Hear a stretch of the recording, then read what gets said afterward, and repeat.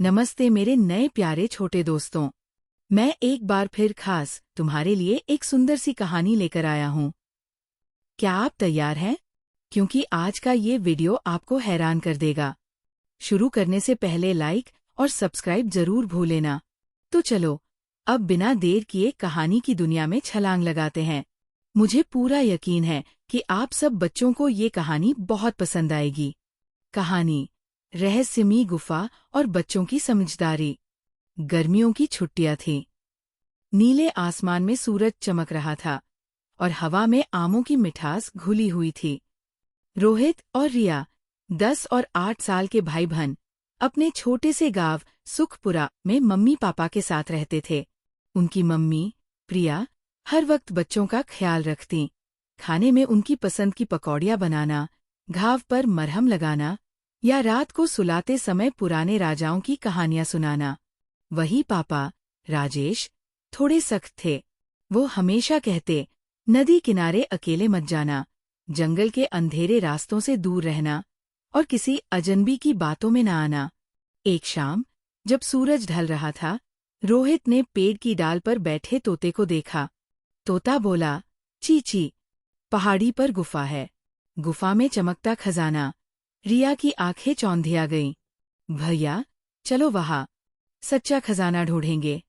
रोहित हिचकिचाया, पर पापा ने मना किया था ना, पहाड़ी पर न जाने को। मगर रिया ने जिद पकड़ ली, बस एक बार देख कर आएंगे, पापा को पता भी नहीं चलेगा। दोनों चुपके से घर से निकले। रास्ते में उन्हें एक बूढ़ी काकी मिली जो लकड़ियां बीन रही थी। उन्होंने चेताया, बच्चों, शाम होते ही पहाड़ी पर भूतों का डेरा हो जाता है। मगर रिया ने कहा, काकी, हम तो बस खजाना ढूंढने जा रहे हैं। और दोनों आगे बढ़ गए। जैसे जैसे वे पहाड़ी पर चढ़ते गए, हवा ठंडी होने लगी। पेड़ों की घनी छाया में अंधेरा घिर आया। अचानक रिया का पैर फिसला और वह एक झाड़ी में गिर गई। आया, मेरी टांग में चोट लगी। रोहित ने उसे संभाला। तभी उन्हें दूर से एक गुफा का मुंह दिखाई दिया, जिसमें से हल्की सी चमक आ रही थी। देखो, शायद वही खजाना है, रोहित ने उत्साहित होकर कहा। गुफा के अंदर घुसते ही उनकी सांसें थम गईं। वहां कोई खजाना नहीं था, बल्कि दीवारों पर जुगनू चिपके हुए थे जो टिमटिमा रहे थे। ये तो झूठा तोता था, रिया ने निराशा से कहा। तभी उन्हें पीछे से एक भारी सी आवाज सुनाई दी। गुफा का दरवाजा बंद हो गया।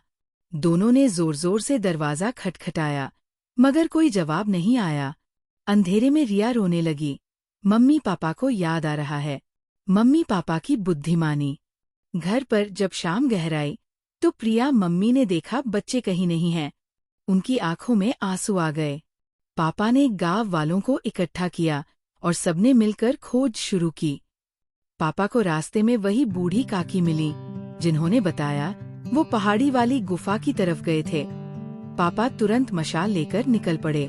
गुफा के बाहर पहुंचकर पापा ने देखा, दरवाजा एक बड़े पत्थर से बंद था। उन्होंने जोर लगाकर पत्थर हटाया और अंदर घुसते ही रोहित रिया उनसे लिपट गए। पापा, माफ कर दो, हमने आपकी बात नहीं मानी, रिया सिसकी।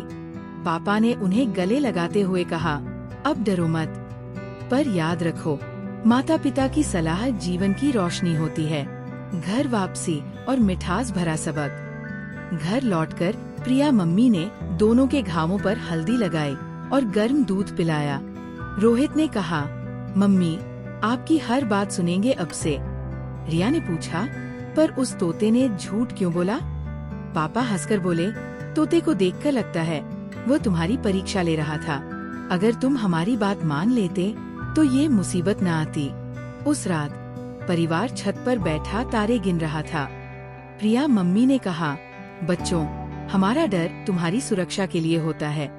पापा ने गुफा की कहानी को मजेदार अंदाज में सुनाया, जिससे बच्चों का डर खत्म हो गया। सीख, माता पिता का अनुभव जीवन का असली खजाना है। उनकी डांट या सलाह में छिपी ममता को समझकर ही बच्चे सही रास्ते पर चलते हैं। और तो और, अगली बार जब वो तोता दिखाई दिया तो रोहित रिया मुस्कुराए और बोले, नहीं, धन्यवाद, हमें अपने मम्मी पापा का खजाना काफी है।